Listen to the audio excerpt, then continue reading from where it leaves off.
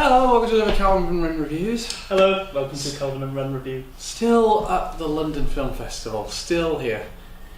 We remembered that we have a DSLR camera with us, so hence the better image quality in the videos. Yeah, the problem is we can't use this in Anime Amigos because it's useless for trying to do an hour-long recording. Yeah, the file size is usually too big.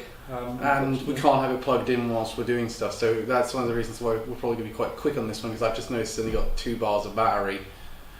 Despite the fact we had this thing we didn't have this thing charging while we were out because I did have the battery plugged in, but I don't know why. Because the thing's plugged into that, and we took both our key cards. Ah, okay, that makes sense. Yeah, that does make sense. So there's no power in the building. That was stupid. Oh well. Well, that was stupid. But we went to back to Leicester Square. We went to the Prince Charles Cinema, which is one I haven't been in, but you said you went to go see Akira, didn't you? I didn't go in to see Akira. I went past it and and I saw Akira was playing, and I thought, I might go and see that because I'd love to see that in cinema screen. I never did in the end because I think it was a bad time and I was doing something else in London at the time. Mm-hmm. But no, it's a really great cinema. They play these classic films.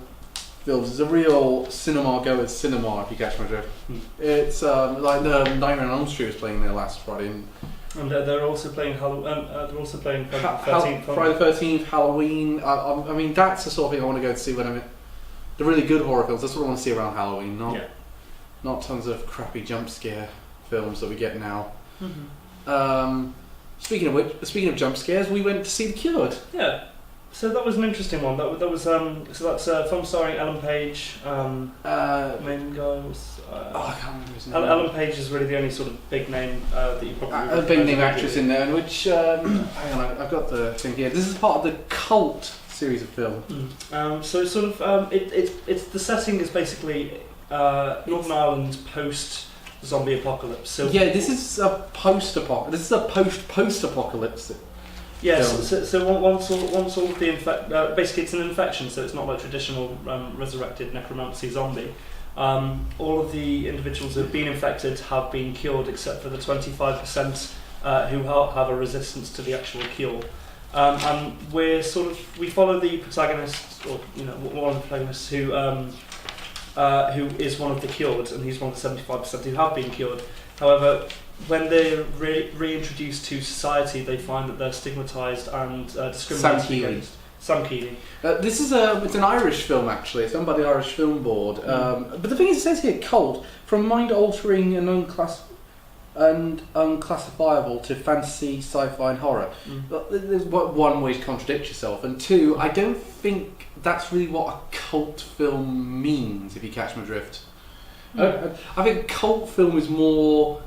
It's not loved by the masses, but it's got a very loyal fan base. Yeah, I'd say that's how I describe a cult film, which means I don't think you could call anything a cult film until it's had time to really stew and build its very loyal fan base. So, yeah. But in terms of this film, it's one interesting one because it's directed by it's first time director for David Fane. He gave a brief talk beforehand. He did stay for a Q&A, but we were very, very hungry, so we went to go get some food. And it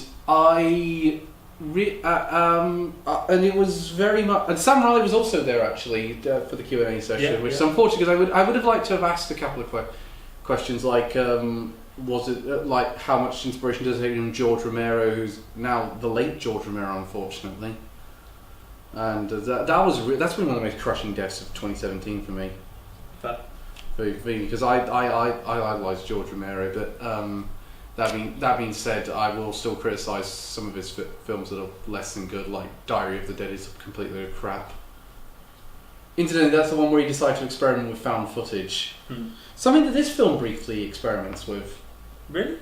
Well, yeah, that scene where she tries to go into the meeting and holds the camera. It's kind of like a found footage film. I mean, it's through the perspective of a camera, but I wouldn't say it's found footage.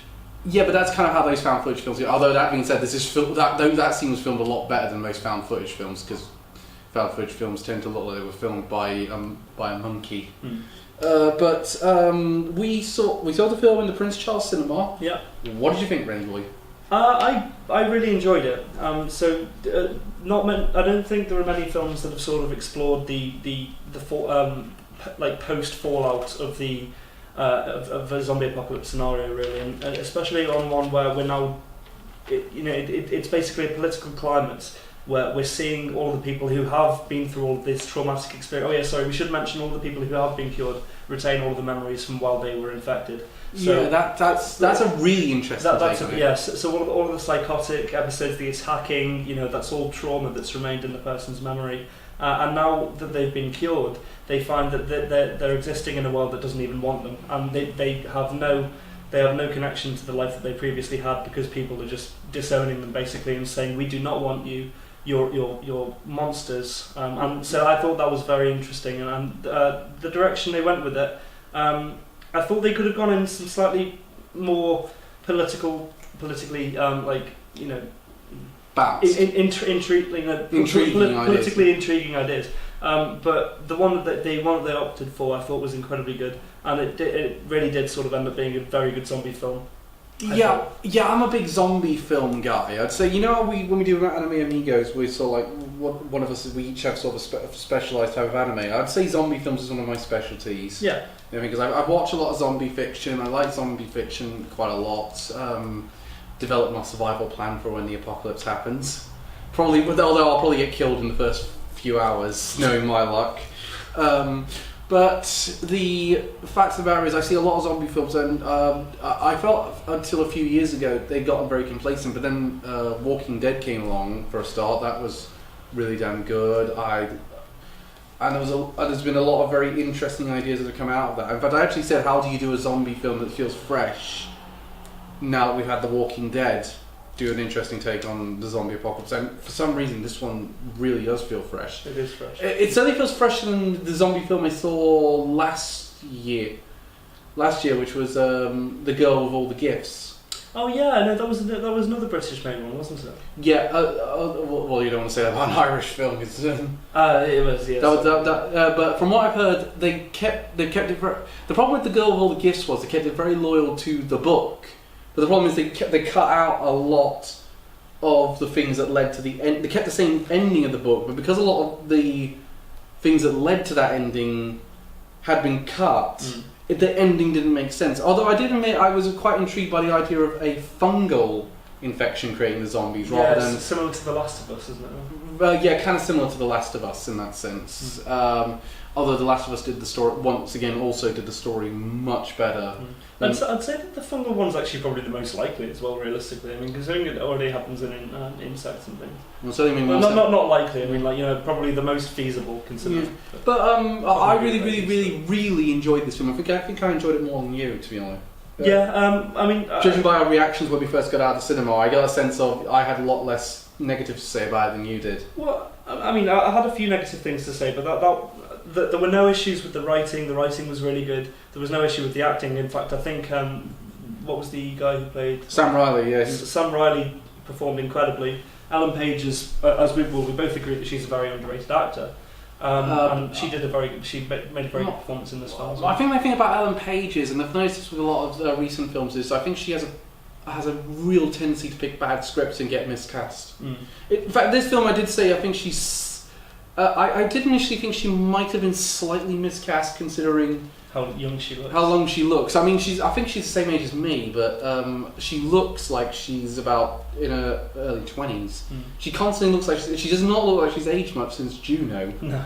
Which I find so interesting because Juno is the film that first sort of brought me on to her, and I think she's a very good actress. It's actually one of her best performances to date, I think. I think she did an incredibly good job. But the weird thing about this film is the marketing really bigged her up, despite the fact she's basically in a supporting role. No, I would disagree with that. I think she's, in terms of screen time, she's joined with was it Sam Riley?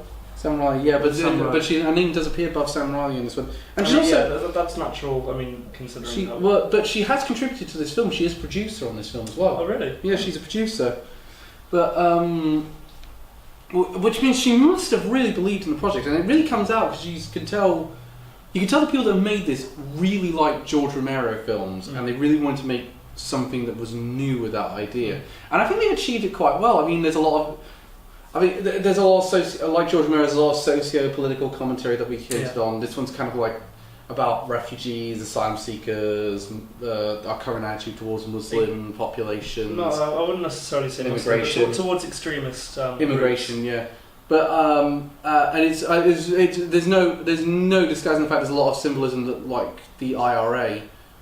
I mean, considering it is based in Ireland. Yeah, which again, there's a lot of use of petrol bombs and things like that. It's all like the cured are being very mistreated by society, and again, you could just replace their name with any group that's been racially profiled to be a dangerous threat to any country, and made to feel as though they haven't really got any allies within established society. It plays on that very well, I think. One of the things, so that was, I mean, while I do think that the direction they took it politically and with the whole commentary and discussion about how people are treated and how they respond when they're mistreated, that was the one thing I would pick at a little bit, and I think that's partially because they maybe went the wrong direction with that. I feel they probably We never saw people that didn't from the Cure that really did not go that far to that extreme. So what the movie does basically, it shows the responses from the Cured and their reaction to how they are mistreated, and that leads in them sort of forming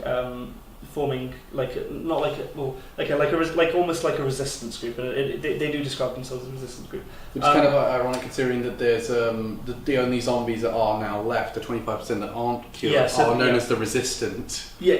Because they're the ones that the cure doesn't work for, and they've got to find a new cure. Yeah. So their response to being discriminated against and the stigma attached to that is to rebel and to start attacking and causing havoc basically.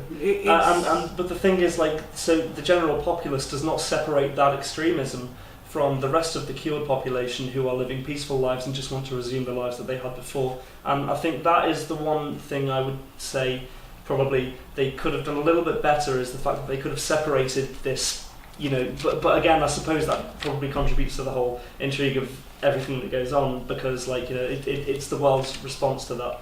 So either that was intended, and they wanted people to they wanted to highlight the fact that some people just want to live normal lives and they aren't shown and they aren't allowed those liberties, or they just missed the point a little bit and wanted to represent that people who have dangerous views have to be lumped in with the people who don't have the dangerous views. So I think it got the balance relatively alright. I don't think it's that far off balance, but that being said, you definitely bring up an interesting point.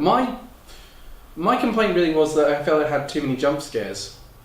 No, I think to be honest, because it was a zombie film, I don't think it would be a zombie film without the whole. In my opinion, I think that was quite. It contributed quite well towards the main character's struggle. But there's so many unnecessary jump scares. I don't like jump scares. It's the lowest form of horror imaginable. It's not actually scary. It's startling. There's a big difference. And my problem is jump scares. You need to do them effectively, and some of these are really not effective. And you just go, oh, for Christ's sake! You just literally went for the lowest form of scare. Yeah, I'd say it's a comedy. I remember Spoonie said it. It's a comedy equivalent to a pie in the face. Within the main story, I agree. So within. In fact, one of them is actually intentionally hilarious. Before I forget that. So one of them is so during the main events of it, and when it's not in flashbacks, I'd say that they did misuse jump scares slightly, but I would say within the context of flashbacks and the characters dealing with and their responses to issues that they've had in the past. Yeah, because it's got a bit of a PTSD. Reminiscent of PTSD. I would say that they use it as a remarkably effective tool to represent that, but at times they did sort of misuse it, and it's a very easy one to misuse because, as we've seen with It and stuff, some of it is a little bit ridiculous at times, but also it can be misused and sort of end up being a little bit funny, which at times there was a couple of moments when the audience chuckled and I found myself laughing because I was just like, well, bloody hell, jeez. Of course that happens. Some of them were unintentionally hilarious. Yeah. But Gerald also. But that being said, the guy who played the leader of the sort of the group, the terrorist group from the cult, From The Cured. he's a brilliant performer. He plays incredibly well. I mean, he's really creepy. Yeah, despite looking like Ralph Fiennes when he was younger, he does an incredibly good job. His performance is like I don't really have any issues to pick out really. You know, I proper liked his performance. It's just one of those. So rating? What would you say? I really, really, really, really liked it. I'd say. I think you could see this in the cinema. I think you'd get a lot of the effect from seeing it in the cinema. I don't think it's necessary to see it in the cinema, but this is if you don't go and see it in the cinema, and if you don't want to see it in the cinema, buy it. I'd draw a lot of similarities between like 28 Days Later and things like this, and I think in time this will become a cult movie. So I think go and see it in the cinema. But I wouldn't say it's going to be one that's probably going to score massively in terms of awards and things. But I would say buy it because unfortunately, in that sense, yeah. But watch it with a few people, and like if you're a big fan of zombie films, this is one that you should watch because this is a fairly new take on the genre, I feel. The one thing I'll also say though is, would you say, but would you definitely go and see it in the cinema, or would you buy it? I think because I would like to own this on my shelf. I mean, I'd own it just because I'd like to rewatch it a couple of times. But I think probably seeing it in the cinema. Yeah, I'd say see it in the cinema. I think this is going to be in a lot of those in a few times. I think in terms of I think in a few years' time, this is going to be in a lot of most underrated films lists. Yeah, but I mean, the thing is, I think you can refer back to it.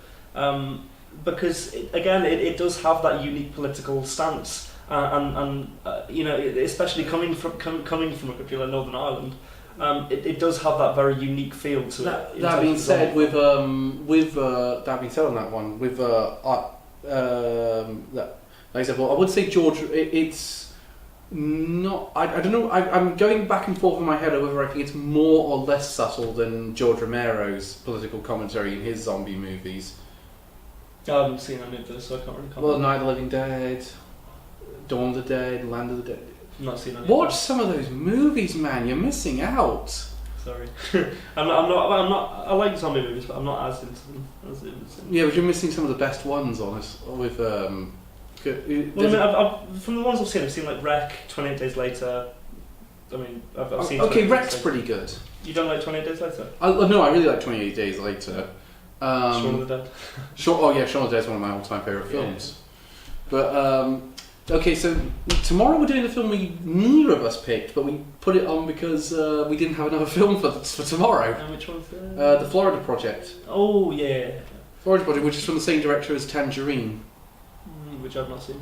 I have. It's. I thought it was alright actually. I wasn't a massive fan of it, but I quite. But I could see the technical prowess of it. Yeah, that's right. Especially considering it's a film that's filmed entirely on iPhone cameras. Oh yeah, no, okay, this is the one you mentioned. Yeah, that sounds cool. Looking forward to it. All right, we'll see you tomorrow then. Thank you very much, and I'm prepared for the awkward moment where Ren has to get up to turn off the camera because we don't have a remote for it. And don't forget to like, share and subscribe. Follow us on Twitter. I put it on the description. It's on the description. Goodbye.